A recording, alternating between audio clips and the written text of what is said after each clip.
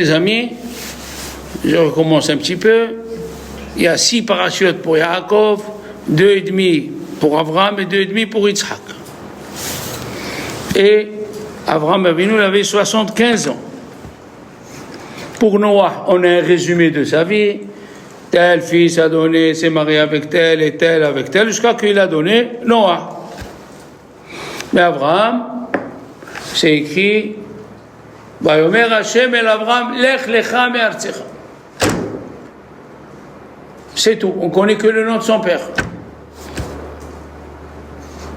Pourquoi? Parce que depuis la création, Dieu l'avait gardé pour cette mission.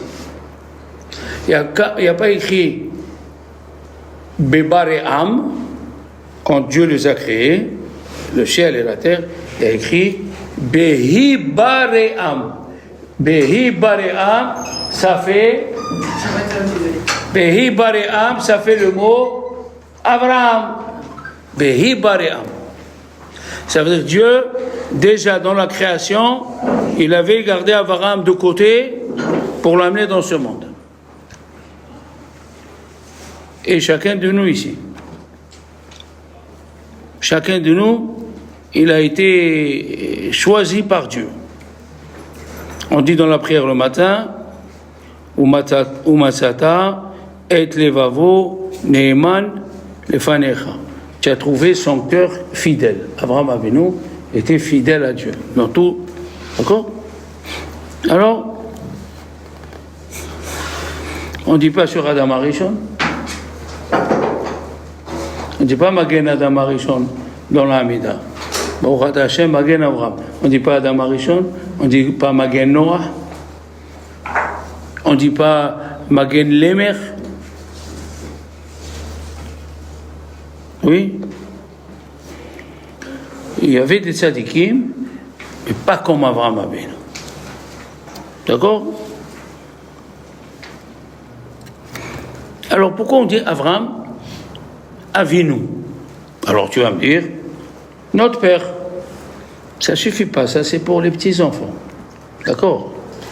Ici, on parle à des grandes personnes qui ont entre les oreilles un cerveau. Et oui, il ne faut pas hésiter à demander des questions, il ne faut pas rester bête.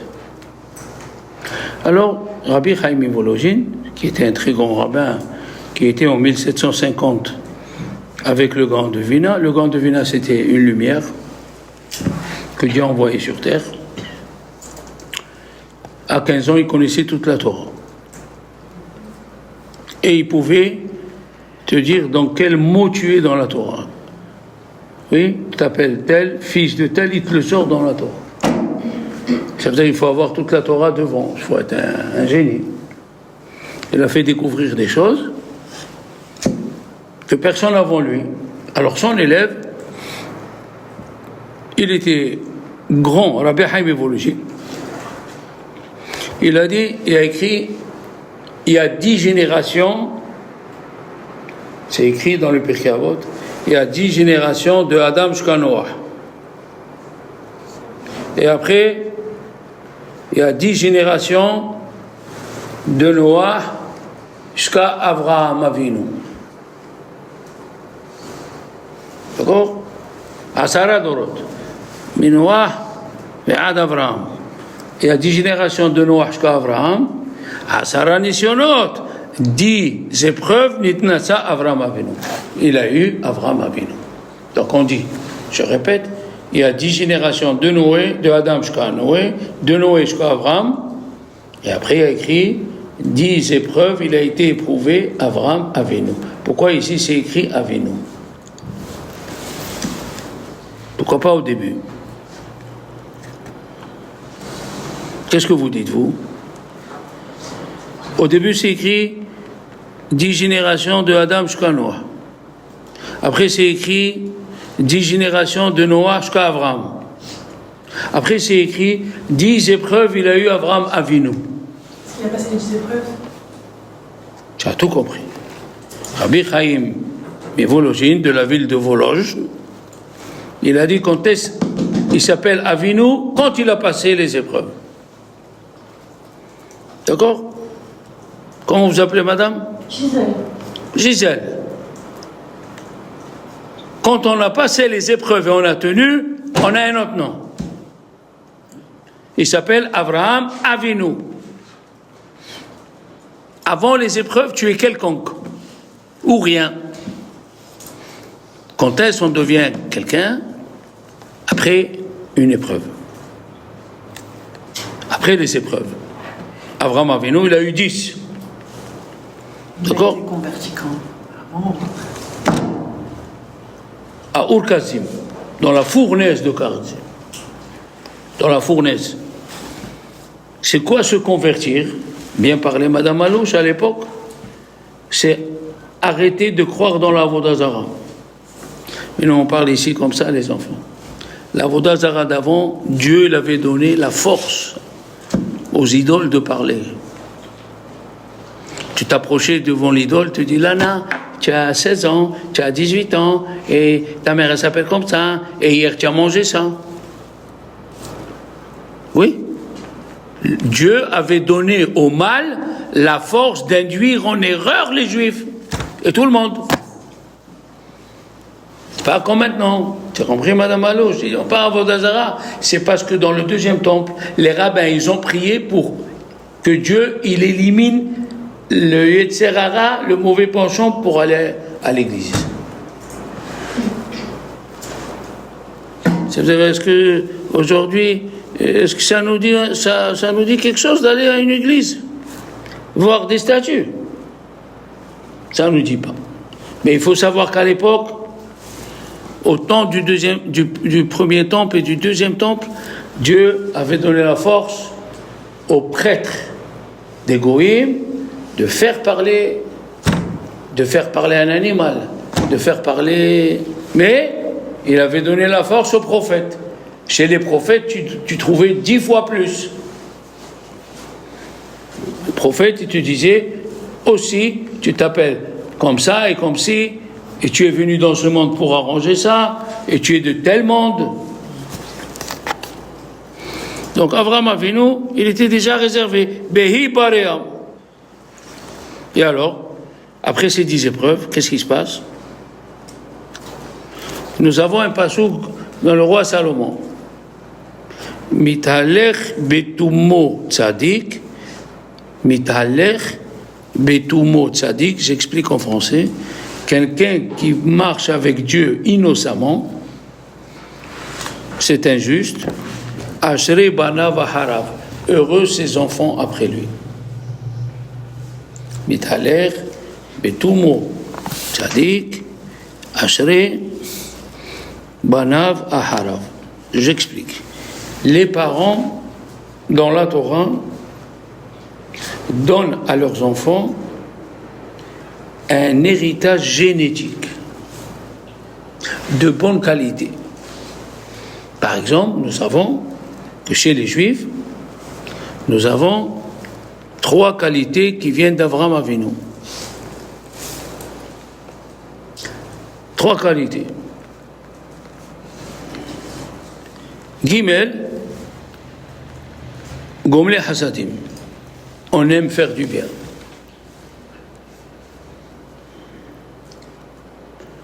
Gomle Hasadim, comment c'est écrit? Gever. C'est Shosha Devarim Mitalmidav Shel Avraham Avinu. Aïn Tova, on a un bon œil. On ne voit pas le mal chez les autres.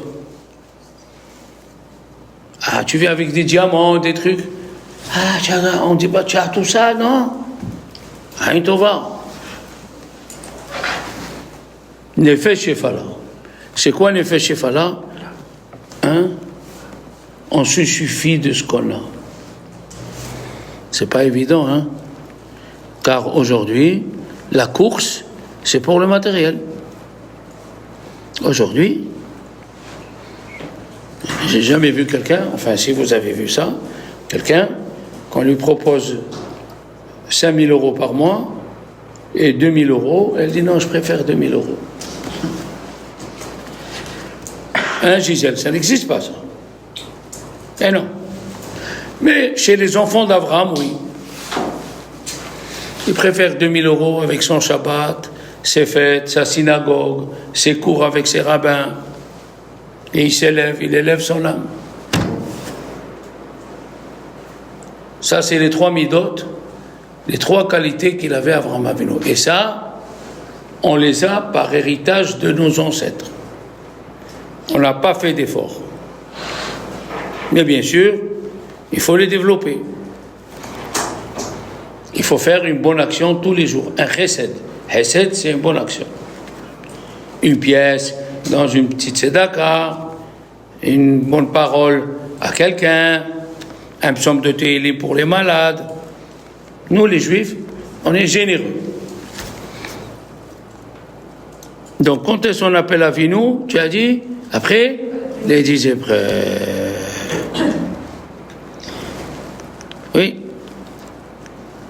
Et c'est pour ça qu'Avraham Avinu, quand il voulait marier Yitzhak, il n'a pas pris une fille du pays de Canaan où il habitait.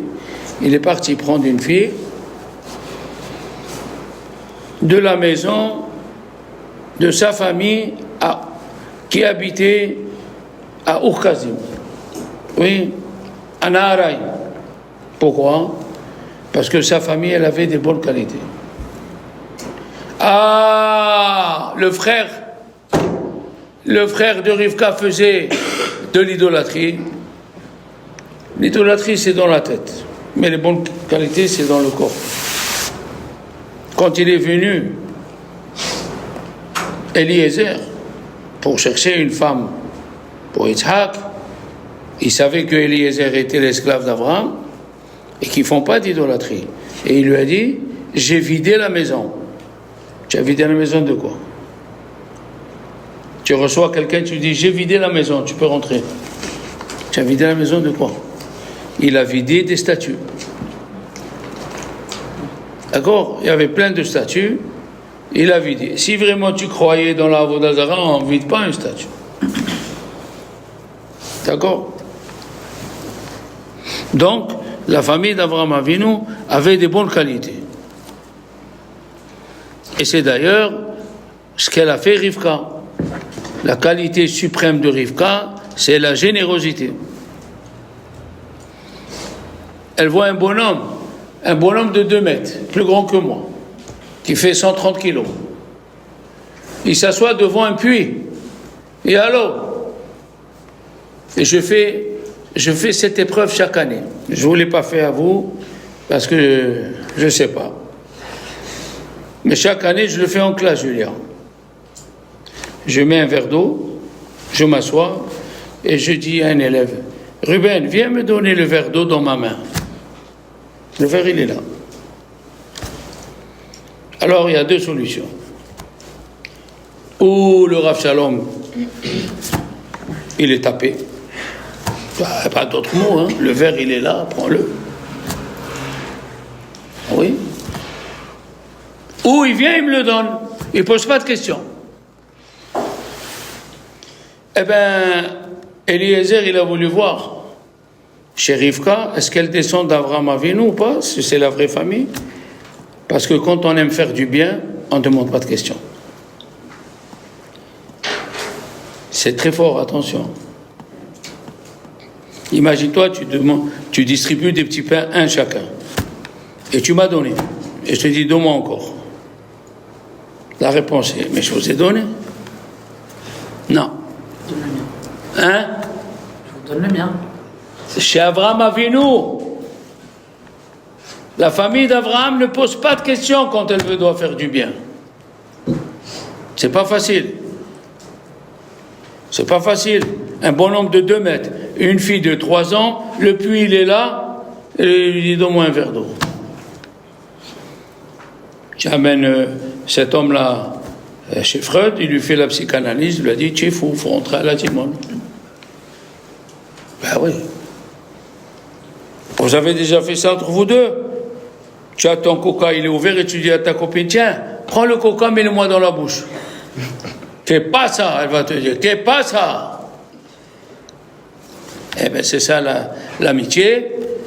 Le chesed, c'est quand on fait le chesed et on ne demande pas de questions. C'est une très grande leçon, attention. C'est pas facile. C'est pas facile, madame. Je dis à Julia, après le cours, tu viens me laver la voiture. Oui. C'est pas facile, les enfants. Le chesed, avoir la mida du chesed en soi.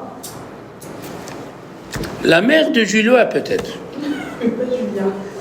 Comment tu t'appelles? Oui, la mère de Julia, oui. Mais... C'est ça, la mère de Julia. La mère de Julia, elle m'appelle pour me donner des dons pour les pauvres. C'est pas 1 an, c'est pas 2 ans, c'est pas 3 ans. Moi, j'oublie de l'appeler. Rav Shalom, c'est Madame Emouna. C'est pas possible, c'est pas possible. Elle aime les mitzvot, cette femme. D'Israël, elle m'envoie. Ça s'appelle Ahavat Hesed. Ahavat Hesed. Ça, il nous l'a donné Avraham Avinu. Dans la synagogue des Tunisiens, à KLC, qui est en ville, il y a 2 KLC. Les femmes de la synagogue, Madame Aloche, ils s'y disputent qui va faire le ménage vendredi. On est loin, madame, on est loin. On est assis chez nous, notre cuisine, notre ménage. Ce qui se passe ailleurs, après moi le délugien, c'est le parashat de Noah. Voilà qu'est-ce que c'est des personnes. Ils se disputent toutes les semaines. Qui c'est qui va faire le ménage à la synagogue? Allô, Lana? Oui, Rav Shalom. Viens me faire le ménage, s'il te plaît. Oh, putain, qu'est-ce qu'il a ce Rav là? Qu'est-ce qu'il veut de moi? C'est ça. Moi, j'ai fait le ménage chez mes rabbanim, grâce à Dieu. Pas que moi. Beaucoup d'élèves. C'est écrit dans la Gemara, un élève, il doit servir son Rav.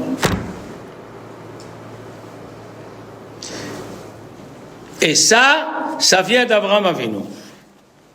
Oui. Il n'a pas voulu prendre une fille de la terre de Canaan. Comme ça, il dit Rabbeinu Nissim, qui était à Barcelone en 1400. Rabbeinu Nissim, 1350. Parce qu'ils avaient des mauvaises qualités. Et après, les 10 épreuves, comme elle a bien dit, il y a un Mizmor dans Tehillim, c'est écrit Mizmor le Etan ha-Ezrahi. Mizmor à Etan, celui qui habite à l'ouest. Qui c'est Etan? Le Chachamim disent Etan veut dire Chazak. Le mot Etan veut dire fort. Après qu'Avraham Avinu, il a surmonté les 10 épreuves, il est devenu fort. Oui, Gisèle. Fais gaffe à ce que tu fais. Avant la conversion, tu n'auras aucune épreuve. Après la conversion, ils vont commencer les épreuves comme Avraham Avinu. Le roi Salomon dans Shir HaShirim. Vous savez ce que c'est Shir HaShirim? Le cantique des cantiques. On le lit tous les vendredis soirs avant la prière de Harvit. Il parle de l'amour d'Israël à Dieu et de l'amour de Dieu à nous. Nous, on est représentés là-bas comme une fiancée de Dieu. Mais il y a des versets, tu ne comprends pas ce qu'il veut dire. Il y a un verset qui dit Im Homahi. Si c'est une grosse muraille, Im Homahi. Si c'est une grosse muraille, on pourra construire une tour sur elle. Im Homahi, Nivne Alea, Tirat Kasef. Fait Im Deleti, Natsur Alea Nehochet. J'explique. Si c'est une muraille, on pourra construire une tour dessus. Si c'est une porte qui va et qui vient, on pourra juste mettre un peu de cuivre pour fermer. À qui a été dit ce passage? Avraham Avinu. Les anges, ils ont dit à Avraham, s'il résiste aux 10 épreuves, si c'est une muraille, si c'est une grosse muraille, tu peux construire dessus. Si c'est une porte qui va et qui vient avec le vent, Quand il est là, avec certains juifs ou des goïms, il les suit. S'il est avec les rabbins, il les suit. Il n'y a pas d'espoir. Akadosh Baruch Hu, la première épreuve, c'est une discussion dans les Chachamim. Il y a qui disent, c'est la fin de la paracha de la semaine dernière, c'est Ur Kasdim. Qui sait qu'est-ce que ça veut dire Ur Kasdim? Le feu de la ville de Kasdim. Ur, en hébreu, pas Or. Or, c'est la lumière, et Ur, c'est le feu. Ur Kasdim. Avraham Avinu, il a tout fait pour qu'on le tue pour Dieu. Il a tout fait. Jusqu'à qu'on l'a jeté, Nimrod de l'époque, il a appelé, il a dit, dis-moi, qu'est-ce que tu fais là? Il lui dit, pourquoi tu n'adores pas le Dieu du sable?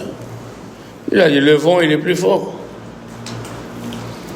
Pourquoi tu n'adores pas le Dieu du feu? Il a dit, parce que l'eau, il éteint. Il dit, pourquoi tu n'adores pas le Dieu du vent? Il a dit, parce que l'homme, il résiste. Il lui dit, tu te moques de mots, quoi? Il lui dit, oui, un peu. Qu'est-ce qu'il a fait, Nimrod? Il a pris Abraham, il l'a jeté dans une fournaise à 1 million de degrés. Qu'est-ce qu'il a fait, Dieu? Il a envoyé des anges climatiseurs. Il y avait 3 anges qui soufflaient à la température. Quand il a vu ça, Nimrod, il a compris que les gens autour, ils ont compris. Il a fait sortir Avraham Avinu. Pourquoi on ne le compte pas comme épreuve, selon certains? Parce que c'est lui qui a causé. Et Dieu ne lui a pas reproché. Il a voulu montrer comment il aime Dieu. Alors, qu'est-ce que vous ferez, vous, pour montrer que Dieu et la Torah d'Israël est vrai? Est-ce que vous prendrez une pancarte, vous irez au Vieux-Port, avec la pancarte, vous direz, la Torah c'est la vraie, et le Dieu d'Israël, c'est le vrai. Vous pouvez marcher comme ça pendant 1 heure. Vous voyez combien on est loin. Pour se convertir, il faut faire des efforts, il faut passer par les épreuves d'Avraham Avinu. Et la première, c'est Lech lecha me'artzecha. Tu dois quitter ta terre. Lech lecha me'artzecha, umimolatecha, et de là où tu es né, umibet avicha, et de la maison de ton père.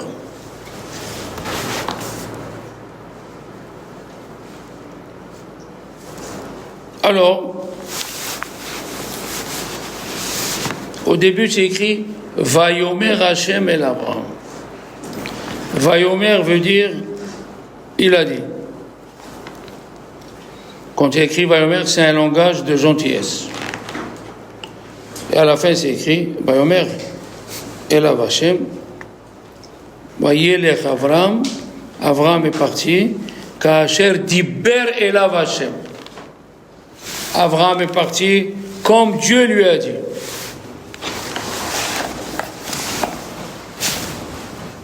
Comme Dieu lui a dit. Avant de poser la question, qu'est-ce que je vous ai dit? Que Avraham Avinu, il a causé. Il a causé à provoquer pour qu'il meure pour Dieu. Nous, on n'a pas le droit. Mais qui attendait pour faire ça? Un autre, il s'appelle Rabbi Akiva.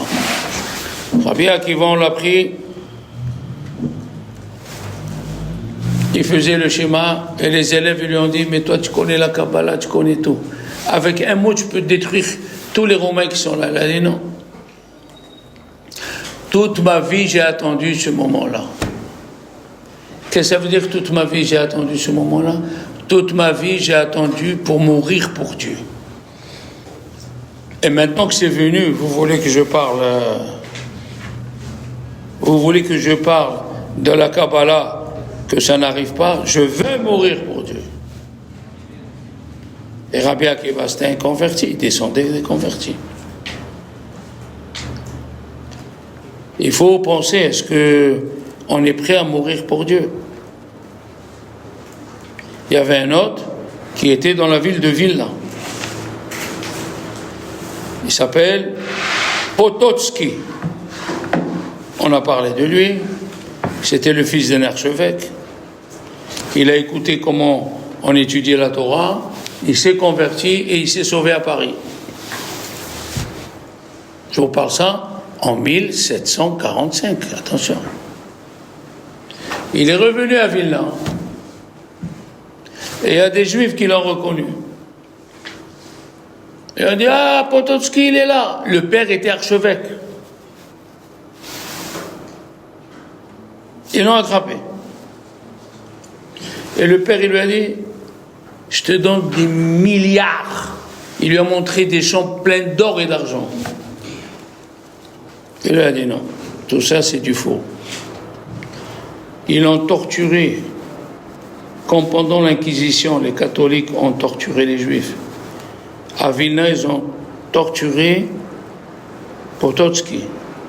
Et avant de le torturer, ils lui disent, pardonne-nous, on va te torturer. Ça, c'est les catholiques, les imbéciles de catholiques, les idiots. On va te faire du mal, mais pardonne-nous. Il leur a dit, vous savez les polichinelles, hein? Il y a des statues qu'on tire avec les fils. Et les petits garçons, ils croient qu'ils parlent. Hein? Comment ça s'appelle ça? Marionnettes.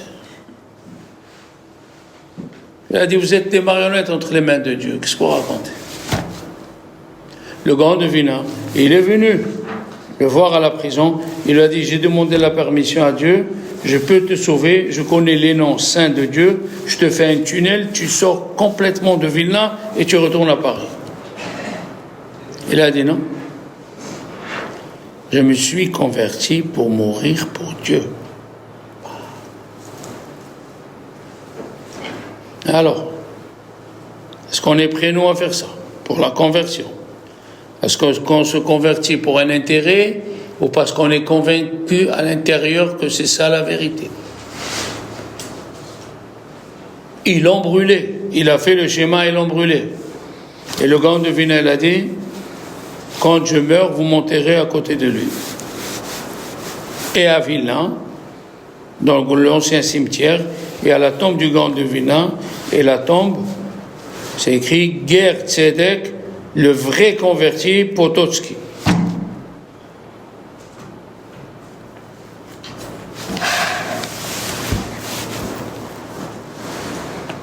Alors au début, il lui a dit Lech, Vayomer. Il lui a employé le mot Vayomer. Après c'est écrit Vayelech Avram Kasher Diber. Kasher Diber Elav Hashem. Diber, c'est un langage dur. Et au début du Passouk, Vayomer, un langage de gentillesse. Pourquoi? Pas que ça. Le Midrash, il dit, il y a 2 épreuves dans les 10 où il y a écrit le mot Lech Lecha. Un, c'est ici. Lech Lecha me'artzecha. Et le deuxième, Lech Lecha el Hara Moria. Va égorger ton fils sur le mont Moria. Et il y a écrit, et Lot aussi est parti avec lui. Qui c'est qui lui a dit à Lot de bouger de sa place? Bien sûr. Vaikach, quand on dit le mot Vaikach, Abraham il a pris Sarah. Le mot Vaikach, ça veut dire, il lui a parlé des paroles douces. Comme c'est écrit, Kah, oui, Kah et Alviim, parleur des paroles douces pour venir servir Vaïka Abraham. Maintenant, qu'est-ce qu'il lui a dit Dieu? Lech lecha. Va pour toi. Qu'est-ce que ça veut dire pour toi? Rachid lui a dit, il lui a dit, ici tu n'auras pas d'enfant. À Ur-Kazim, à Naharaim, tu ne peux pas avoir d'enfant. En Israël, tu auras des enfants. Et ici, tu ne peux pas être riche. Parce qu'imaginez-vous que M. Nimrod, ce rachat-là, M. Nimrod, il lui a enlevé tous ses biens. Et les gens lui disaient, alors Abraham, où il est ton Dieu? Allez, qui vient? Monsieur Nimrod, il a mis Abraham Avinu 10 ans dans une prison. Qui c'est qui est prêt à résister 10 ans dans une prison? Pour Dieu. Hein, Julia? La conversion, c'est pas facile. Moi, je vous dis, il vaut mieux arrêter. Tant que vous pouvez arrêter. Parce que les épreuves, ils vont venir et ils vont être très difficiles. Ben oui. Tu vas te convertir, tu vas te retrouver seul. C'est le prix. C'est le prix à payer. Lech lecha. Et qu'est-ce que c'est lecha? Il dit Rachid, va pour toi. Ici, tu ne vas pas avoir des enfants, en Israël, tu auras des enfants. Ici, tu n'as pas de renommée, tu vas en Israël, tu auras une renommée. Ici, tu n'auras pas d'honneur, en Israël, tu auras des honneurs. Si on dit ça à quelqu'un, est-ce que c'est une épreuve maintenant? C'est écrit, Dieu, il a éprouvé Abraham. Quelle épreuve? Si je te dis, va à Jérusalem, tu vas gagner au gros lot. Tu vas avoir une villa à 40 pièces et tu vas être reconnu président de l'État d'Israël. Alors, c'est où est l'épreuve? C'est écrit, Vayelech Abraham, Kasher Diber Elav Hashem. Il est parti Abraham comme Dieu lui a dit. C'est-à-dire, il n'a pas pensé à tous les biens qu'il va avoir. Il est parti sans voir quel bien il va avoir, quel bien il ne va pas avoir. Oui. Kasher diber elav Hashem.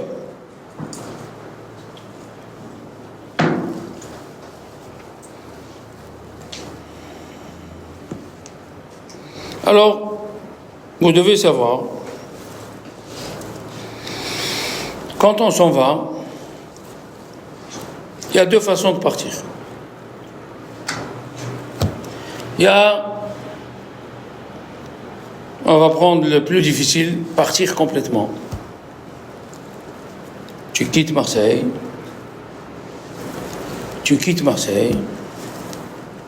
tu vas à Sydney, et tu n'as plus de relation, ni tes sœurs, ni tes frères.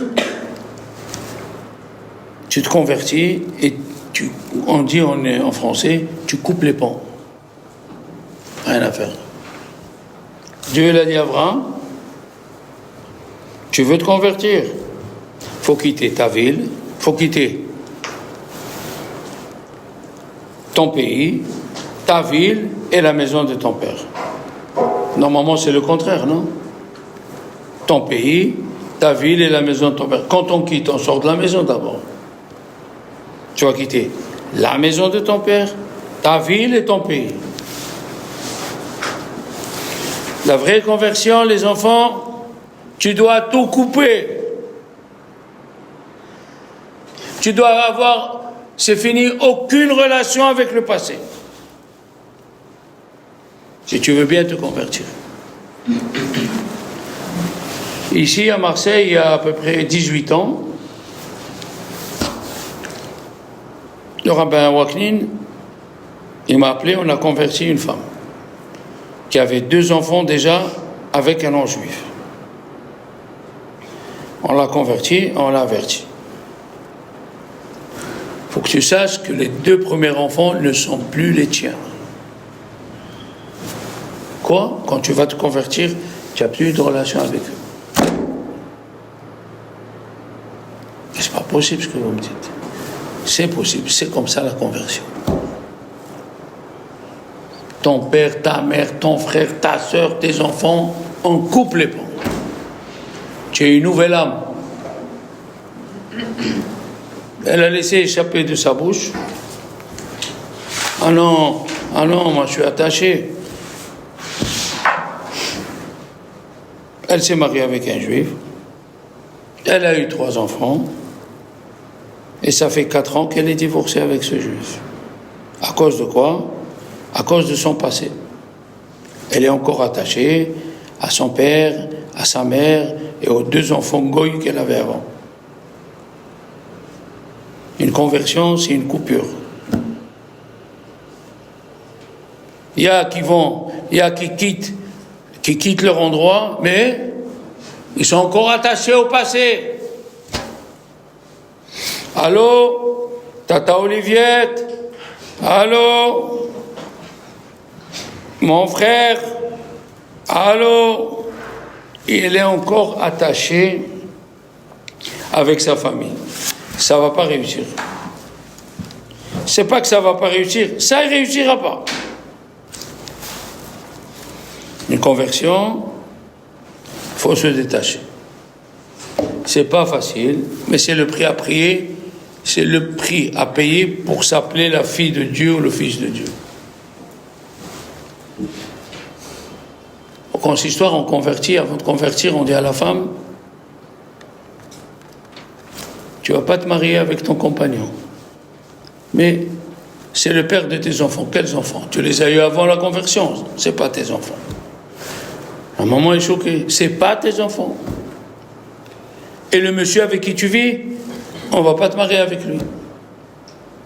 Si elle dit, ah non, moi je me convertis pour que je me marie avec ce monsieur. Il n'y a pas de problème, madame. Prenez la porte. Restez chez vous. C'est ça la conversion. La conversion, c'est une coupure avec le passé. Et tant que tu restes en relation avec ton frère, ou si tu vas chez ta mère, elle te dit, tu te rappelles, je t'avais fait des omelettes au jambon. Ah, je t'ai fait une omelette au jambon.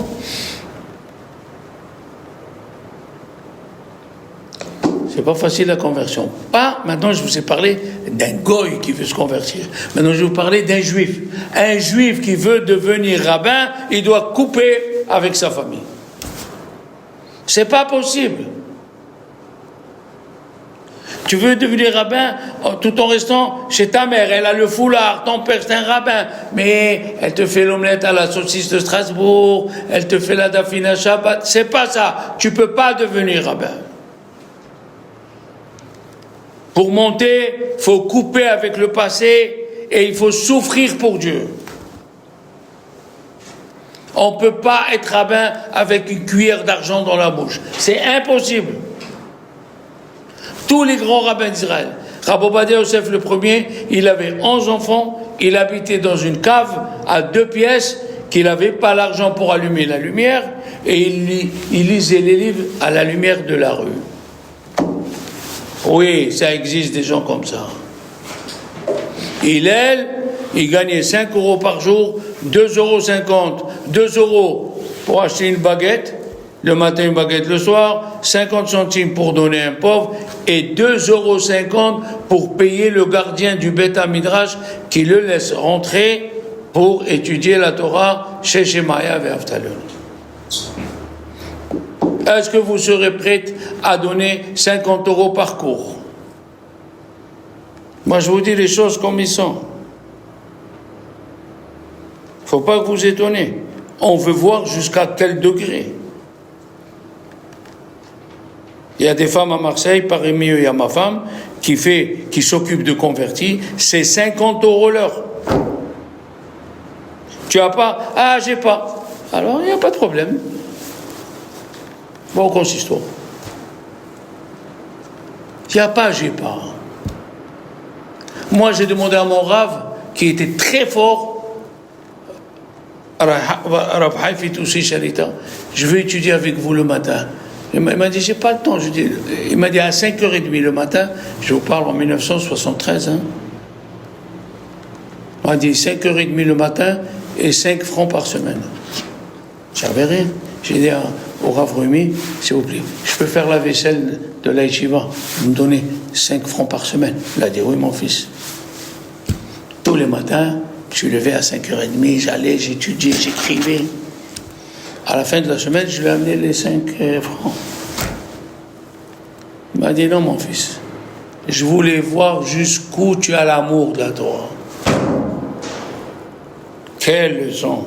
Jusqu'où tu es prêt? Jusqu'où tu es prêt pour avoir l'amour de la Torah? Un jour, il n'avait pas de quoi payer le gardien. Il est monté sur le toit de la synagogue où il y avait des vitres et c'était Shabbat et la neige est tombée sur lui et chez Maïavé Avtalion ils ont dit, je crois qu'il y a un homme qui est bleu, il attrape très froid, ils l'ont fait descendre, il était gelé, il était en hypothermie, ils ont profané Shabbat pour le chauffer. Il a dit, celui-là ça vaut le coup de profaner Shabbat. C'est ça, les enfants. Moi, je vous dis que ce qui est écrit, moi, je vous invente rien. Vous habitez en ville. Admettons, je vous dis, Shabbat, je t'invite, je te fais un cours l'après-midi. Shalom, c'est 3 heures de marche. Et voilà. Voilà. À vous de voir jusqu'où vous voulez aller. Jusqu'où? Il y a qui vont pour se convertir avec leur corps et leur esprit. Ce qui s'est passé avant l'ana, c'est fini. Il y a qui vont avec le corps, mais l'esprit, il est toujours derrière. Chez ma mère, quand j'étais goyard, chez ma mère, on mangeait le cochon avec du lait, c'était bon. Elle te parle des choses d'avant. Donc, elle est venue qu'avec son corps. Elle n'est pas venue avec son esprit. Comme ça, ils disent Chachamim. La preuve, Abraham Avinu, il est sorti du Ur Kasdim. Qui est venu avec lui? Lot. Qu'est-ce qu'il lui a dit à Lot? De venir. Les Chachamim, ils disent, qu'est-ce qu'il a dit Lot? Lot, il a dit, Abraham, il n'a pas d'enfant. Et Dieu lui a dit qu'il va devenir riche, qu'il va ça et ça. Qui c'est qui va hériter tout ça? Moi, je suis son neveu. Mais quand il est arrivé en Israël, qu'est-ce qu'il a fait Lot? Il a dit, moi, je ne veux pas rester avec Abraham. Je vais aller à Sodome et Gomorrhe. Il y a deux mots en plus. Elle était bien arrosée. C'est quoi, elle était bien arrosée? Ça veut dire la mer morte, c'était de la mer douce. Ça veut dire ça. Ça veut dire Abraham Avinu, il a choisi le côté du désert. Que pour avoir de l'eau, il faut prier. On ne peut pas avoir de l'eau sans prier. L'autre, il a dit, j'en ai marre de prier. Tous les matins, les brachot, le schéma, shahrit, minha, arbit, ça me gonfle. Je vais aller dans une ville, et à l'eau toute l'année. En Égypte, il n'y a pas de pluie. Qu'est-ce qu'ils ont à la place de la pluie? Le Nil. Nilus. C'est une bénédiction ou malédiction, madame? C'est une malédiction. C'est une malédiction. Ça veut dire Dieu, il dit à l'Égypte, je ne veux pas te voir. Tiens à manger, mais ne parle pas. Qui c'est qui a eu ça? Le serpent. Dieu il lui a dit au serpent, tu auras de quoi manger toute ta vie. C'est une bénédiction, ça. Non, c'est une malédiction. Ne viens plus me voir. Qu'est-ce qui, sur le chapeau des pharaons, qu'est-ce qu'il y a sur le chapeau des pharaons? Un serpent. Ils ont été maudits comme le serpent. Je ne veux pas que tu viennes me parler. Voilà, tu as de l'eau, il pousse les oignons, il pousse les carottes, il pousse ce que tu veux, mais tu ne viens pas me parler. Lot a préféré Sédom Va'amora qui coula masqué. Elle est pleine d'eau. Ça veut dire qu'on n'a pas besoin de prier. Abraham, il a choisi le désert pour tous les jours. D'ailleurs, regardez. Vayomer Hashem el Avram, lech lecha. Avram, lech lecha. Il y a un grand rabbin qui était au temps des Tosafot, en 1200, Rabbeinu Ephraim, qui habitait à côté de Paris.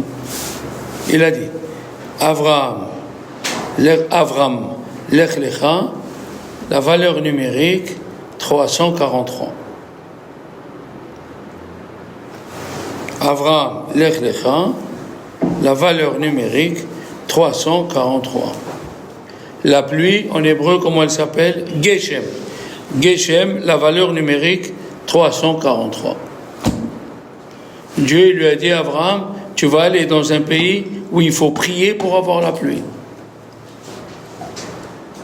Et quand il lui a ajouté le hé, Abraham, oui, la Gemataria de Abraham, 348, c'est la même Gemataria du mot matar, qui veut dire la pluie forte. Geshem, c'est la petite pluie, et matar, c'est la grande pluie. Ah oui, c'est pas facile d'être juif, d'être converti. Tu vas à la boucherie Goy, 11 € le kilo de viande, tu vas à la boucherie juive, 22 € le kilo de bascotte. Et pourtant, il faut prendre exemple sur tous les juifs qui ont résisté. Il y a des juifs qui résistent, ils sont encore vivants, ils achètent la viande chère, et en plus de ça, ils achètent de la viande halak, pas de la viande juste cachère. Ici, qui se rappelle quelle différence entre la viande cachère et la viande halak? C'est que certains morceaux. Non, mamie. Non, halak, c'est les séparadim, et glat, c'est les askénazes. Mais qu'est-ce que c'est, ma chérie, halak? Les poumons et les artères. Tu es dedans, mais tu es pas, tu es tiède. Le shoched, il fait rentrer, après qu'il a égorgé, il fait rentrer la main dans les poumons. Si le poumon, il est lisse, c'est le mot halak en hébreu, qui veut dire lisse, c'est ça la viande qui mangent les religieux. Halak, lisse. C'est la viande qui préconise Rabbi Yosef Karo dans le Shulchan Aruch. Halak, lisse. Et ils sont là toujours. Vous vous rendez compte? T'imagines? On arrive à Nice. Hein? Mon oncle, il est religieux, moi, comme ci, comme ça. Il lui dit, tonton, moi je vais à Monaco, il y a le casino de Monaco, moi je ne vais pas rester avec toi. Alors tu as compris pourquoi il voulait rester? C'est pas facile de se convertir. Nous avons eu des convertis, mais alors très très très forts. Chachamim, ils disent Rabbi Akiva, par où la Torah orale est passée, c'est le fils d'un converti. C'est pas n'importe quoi ça. Nous avons eu Rabbi Meir, celui qui a enseigné toutes les Mishnayot, c'est un converti.